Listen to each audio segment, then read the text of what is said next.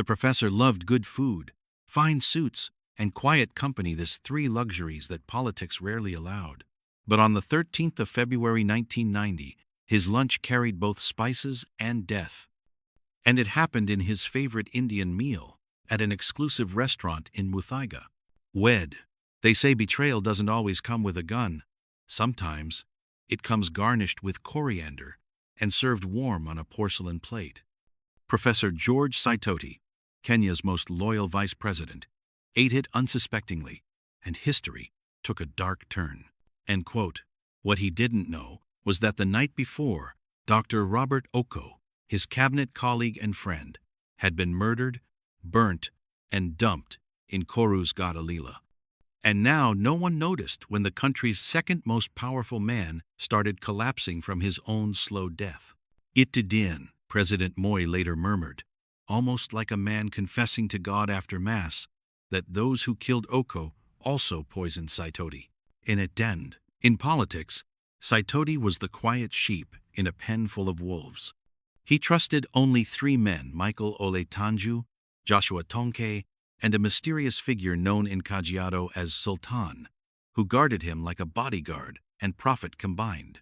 Even his chapati needed their clearance before it reached his plate. With an 18 Paragat, his only outside confidant, a certain young businessman called Jimmy Wanjigi, whose political shadow was just beginning to stretch across Kenya's skyline. After the poisoning, Saitoti swore never to eat outside again unless it was at Kwacha House, under Wanjigi's discreet watch. For months, the vice president was treated secretly in his Lavington home, his skin peeling, his breath weak. The family feared the killers might finish what the soup had started.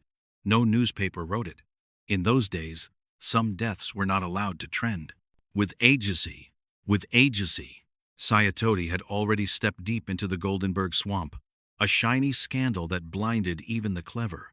Kamlesh Patni played the mask, but Saitoti was the mathematician who approved the equation. We can made it. He had solved for X and found that X equals survival. We can ours. To stay alive politically, he sang Moi's praises like hymns in a burning church.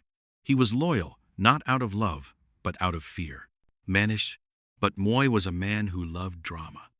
In March 2002, during the Grand KANU-NDP merger, Saitoti walked into Kasarani, expecting a crown, only to discover that his name had been erased from the list, like a sinner's in Revelation. And more the day, when he protested, Moi thundered, "Kinyu, Professor, if your name is not there, it is not there." With the storing too, the crowd went silent. Power had spoken, and it spoke with cruelty. With the storing too, humiliated but burning with dignity, he took the microphone and delivered his immortal line. There comes a time when the nation is more important than an individual. And maybe those who heard him that day say he looked like a man who had just seen the future, and it wasn't his. And Mindum, from that day, he knew Moi's prophecy. Friendship and leadership are different things. It was the softest way to tell a man that his dreams were dead.